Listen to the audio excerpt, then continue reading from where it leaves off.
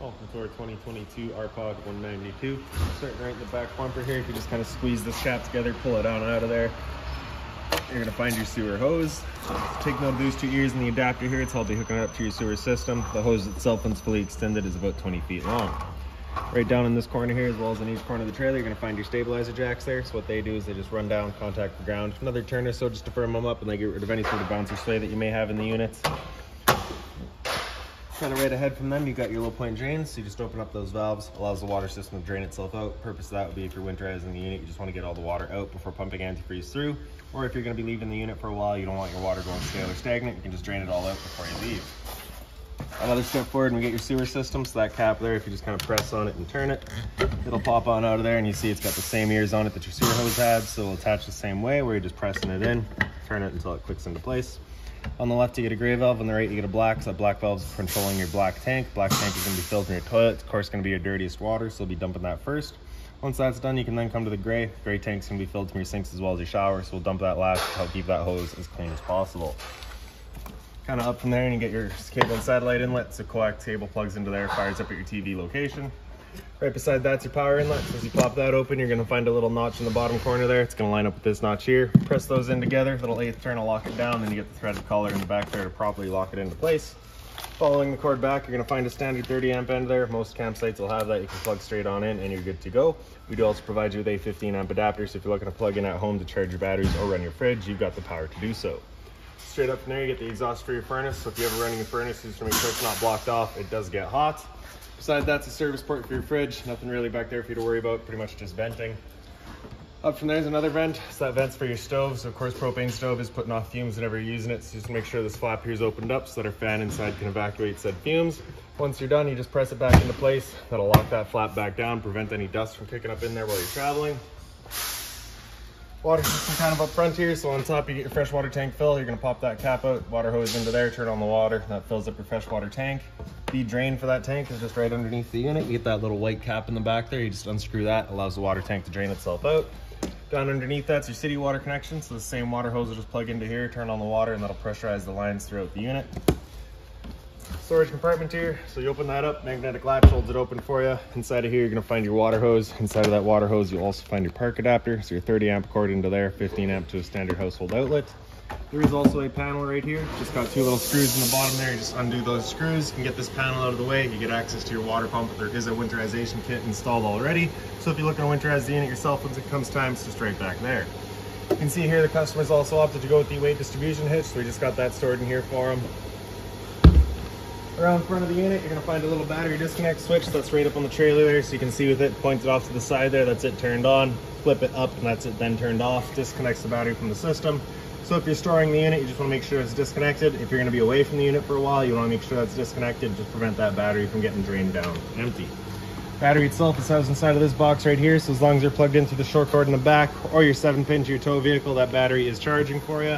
This knob there, if you loosen that off and push it back, you can open it up and you get access to your propane tanks. It's just your standard barbecue style of tank. You're just turning that knob to open it up. Once it's wide open, you're good. In front, you get a power tongue jack here, so you get the light switch up top. And then on the bottom, you get up is up and down is down. You also see over here the customer's opted to go with an extra propane tank. We're not installing it, just kind of giving it as a loose piece. So once we're done here, we'll store that right inside the entry door. Other end of your storage compartment here, see the same magnetic latch holds it open. And so you'll see a couple of steps back, we've got your exterior kitchen all set up already. Once we're done the video and have it taken down, it will get stored right in this kind of area right here. Inside of this compartment, you're also going to find your manual overrides. So this little S-shaped one is going to be for your tongue jack up front. And then this one here is going to be for all your stabilizer jacks.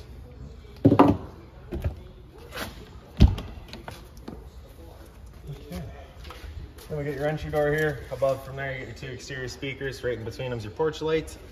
And then we'll get into your kind of exterior kitchen here. So basically the easiest way to show you is you got this little channel here, both of course on the table as well as on that mount back there. So you just have that top lip, you just line that up, let it drop into place, and then this bottom leg will swing out and just kind of supports it. So you have the same idea on this stand right there. So you can see, just lifts off, simple as that. The two wings then kind of fold out, and they also just fold back into place, of course. Once you have them folded out, you can then take your griddle. It is just on the little black mounts there, so it just kind of slides into place, and then you get the little clip there to lock it in. And then you also have your kind of outside hose here. So your little spray port, you're just gonna pop that open. You're gonna find a little ear on either side there. You're gonna line those up with kind of your 3 and 9 o'clock positions. Press those in, give it a little 1/8 turn, that'll lock it into place. And that's this, and then this water hose tied into your cold water system. So no hot water, just cold, but you do have the water service there, right? So once you're done, just gonna kind of press it in, pop it back out of there. Make sure you stretch it out completely, kind of blow in it a little bit. You just wanna make sure you get all that water out.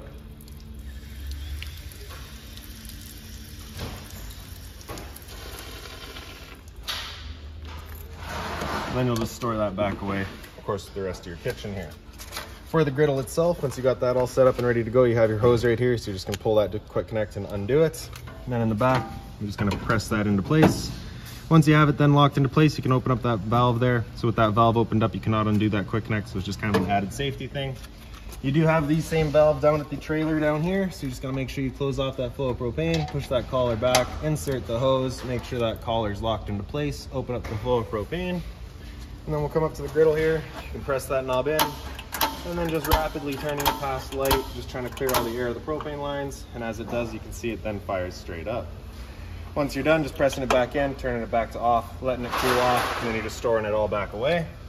Right behind it, you're gonna find a little GFI protected outlet. So if you're looking to have coffee or toast outside, you got the power to do so. Reset is just inside of the unit. In the back corner here, you got your black tank flush. So you may notice over time after having gone and dumped your black tank, your monitor panel still reading 1/3 or 2/3, whatever it may be. Typically it's just some debris inside of the tank hanging between the probes causing that misread. So what you're gonna do is just take your water hose and plug it into here, open up your black valve and turn on the water, and that'll just flush out that tank, getting rid of any sort of debris that could be causing that issue. Right in the back of the unit, we get your hot water tank here. So you're just gonna pop up that keyway, line it up, and then you can pop it on open. Turning it on with electricity, a little switch in the bottom corner there, you just flip that on, fires it up with electricity. For turning it on with propane, we've got a switch inside of the unit. So once we get inside and use that, I will go over reset procedure. The button that I'll refer to is right here. Before turning it on with either source though, we just wanna hit this relief valve right there, make sure that bit of water comes out. That bit of water coming out of there just so that you know this tank is full, it's safe to fire it up, and you're not gonna burn anything out by doing so. Once you're done, just close it back up and then lock it down with the keyway. Spare tire back here, as well as the ladder to get up top and tighten all your seals. And then lastly, just right in the center there, you can see our pre-wired for rear view observation camera. Now we'll make our way inside of the unit. Your system handle here, just up 90 degrees and it falls into place, and you can open up your door. For your steps, you're just gonna grab it and pull it straight out, flip that last step over, and then we can step inside. So first things first is right on the right there, you got your fire extinguisher, so that's standard, pull the pin, point and shoot. Kind of up on the wall from there. Got your light switches, so on the right there you get your interior light, does all of your interior lights. Beside that, center right there, we've got porch light, does that little amber light outside. Center left, you get awning LED, so we'll do that light strip by your awning. Awning itself is on this switch right here, so you're gonna press and hold extend, and that awning will make its way out. One thing I will just mention real quick though, before we get all the way out with it, is it does contact your awning arm. So if you're gonna be if you're gonna be using your awning, you gotta make sure that your door is about 90 degrees or so, just so you're not running into that awning. Alright, so as we're pressing and holding extend, we're just gonna watch and make sure that tube is going out nice and smoothly and not hitting anything. Once it's fully extended, we're gonna see a little black flap come down, as well as a black metal tube. Once you see that, you're gonna wanna stop.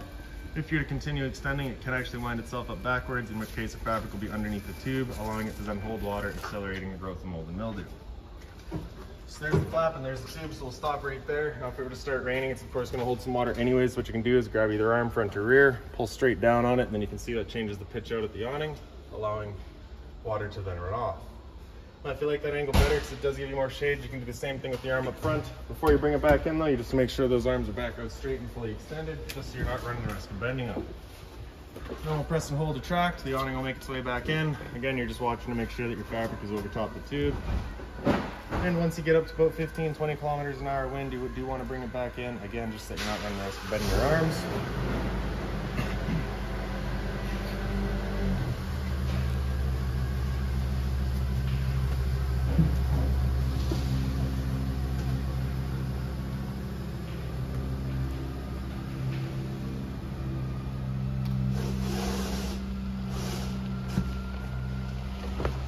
Straight up from all your switches, you're going to see your pre-wired for solar. So if you're to choose to go that route, your solar charge controller will be mounted right here. Around the front of the unit, you have a little bit of storage down on either side. Same thing over here. as well as a little closet space on either side. They are both just kind of open with the little rail up top. There is also a little light switch down over here, so we turn that on, get little LED strips inside of those closets. Either side also has a power outlet and a USB outlet. You can see it's currently set up as kind of your lounge, your sit down area. You got your couch right now. So what you're going to do is just take that base and pick it up, it folds on down. Travel latch here, pull that in towards the center, folds on down, and then you get your bed. Across the front there, you can see you've currently got it set up as just the blind.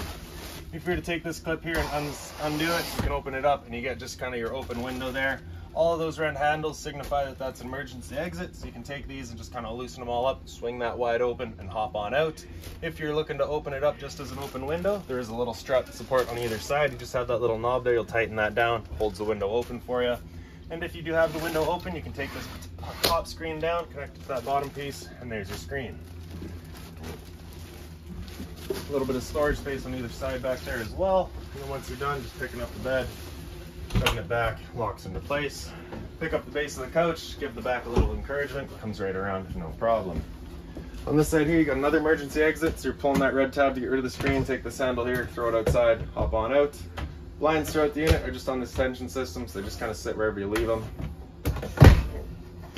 On the wall from there, we've got your GFI protected outlets, the test on the left, reset in the center, so if you ever have outlets that don't work, it's the first thing you should check. Beside that, we got your monitor panel, so on the bottom corner there, you see you got your water pump. Just had that turned on, apparently. Okay. Just turns on your water pump, drawing out of your fresh tank to pressurize your lines. Beside that's your water heater, so as you turn that on, you get that little check light up there, letting you know the ignition sequence will start. Once that sequence is started, that light will go out. It'll try that 3 times. If after the third try it hasn't fired up, this light's gonna come on and stay on. At that point, you'll go and use that reset button that we'd shown you. So sat right here, you can hear the click of the igniter and the whir of the flame. We know that tank is good. Okay. Monitor systems up top, so you get battery in the bottom. So as you turn that on, you can see you currently C for charging. G would be good, F is fair, L is low. For your fresh tank, as you fill that up, you go to a third, 2/3 in full. Same idea for your black and your gray. Up the wall from there again, we get your thermostat. So you're gonna press that bottom bar to wake it up, hit that bottom bar again, it'll come into fan low. That'll turn the air conditioning fan on low, just moving some air around, no cooling involved. Fan high is now the high fan moving some air around. Again, no cooling, just moving air. Cool high is where the high fan is gonna stay on all the time and the compressor will cut in and out as needed to give you cooling. Cool low, same idea, compressor in and out is needed for cooling, low fan all the time. Cool low auto is where it'll become on demand, where both the fan and the compressor cut in and out as needed, but it'll only use the low fan. Cool high auto, same idea, on demand, but using the high fan this time. With it going, you basically have 2 different options. You got a louver on either end, you can kind of open them up or close them, just kind of choose where you're shooting your air. After cool high auto, if you hit that bar again, it comes down into heat, turns off the air conditioner and turns on the furnace. The furnace is right in the back here. The nice thing about this furnace is once it fires up, you'll be able to see the little flame in the bottom corner. The downside to this furnace is it is not ducted, so it is just blowing all of its air out right here. So if you're looking to move that air forward and back, you might want to get yourself a fan. So you should be able to see that little blue glow in the bottom corner there now. Now the first couple of times you run that furnace, you may get a bit of the smell throughout the unit. It's just a new furnace smell, it will go away. So after you heat, you hit that bar again, it comes down into off, and at any point you're just selecting your temperature with the arrows there. Straight up from there, you got your smoke detector. Then in the kitchen, you get your storage up top. On the left side there, you're gonna find your binder. Any owner's manuals, any keys, any remotes, anything like that, you'll find right in there for the unit. Above the sink, you get a little light on its own center push button there. Hot and cold water, of course, with the sink cover here. The sink cover is just soft plastic, so nothing hot on it. A little bit of storage down below. Just being mindful of your drains and your water lines kind of in the back there. Microwave right beside that just pops on open, pretty standard, just like home, just with the addition of the convection feature. Down below that's your LP detector. Propane's heavier than air, it sits on the floor. This guy detects and it starts going off just like a smoke detector would. Above the stove, you get your light as well as your fan. This is that fan that you want turned on with that flap outside opened up. Then you can just take your cover here and open it on up. You're gonna grab a lighter, turn the knob over to light, hit it with the lighter, and she fires right up. Once you're done, just back off, let it cool off, and then close the lid. Your fridge over here, so your freezer up top. So you can see with that power button there on the left turned on. With it at flush, that's it turned on. With it over flush, that's it turned off. The button on the right here at flush is going to be using auto. Auto is first looking for AC power. If AC power is taken away, it'll automatically flip over to gas. If you're out boondocking and you want it running solely on gas, have that button come out over flush, and that'll have it fire up just on gas. If you're to get that check light there, it's just letting you know it hasn't fired up. At that point, just off and back on to reset it. So freezer up top, fridge down below, temp selection is just in the back corner there. Down below that, we get your converter. Press the top and center, it pops on open. All of your breakers on the left side there. Whenever a breaker breaks, it sits in the middle, so just turn it off and then back on to reset it. On the right side, you get all of your fuses. Beside that's your central vac system. So for some reason, RPOD doesn't include hoses, but you do get the vac. So the slider here, if you pull that in towards the center, you can open it up, you get access to your bag. Once you're done, just clicking it back into place. Open up that slider, that's where a hose would attach. Turn it on just like that. Down below is just kind of a dust pan eliminator. So basically you'd be taking all your dust and sweeping it up right here. Open this up, sucks it all up for you. Then right above the furnace, you get a little closet space here. And then into the bathroom. So the light is again just on that light switch up front. You do have your ceiling fan up top here. So you just got that little slider there. You're gonna pull that down to unlock it, turn it to open it up. And then in the back corner, you get the buttons. You get fan speed 1, 2, 3, and 4. Hit it again after 4 and it just comes back into 1 and cycles back around. To turn it off, you just gotta hit that fan off there. And then you can close that knob back up.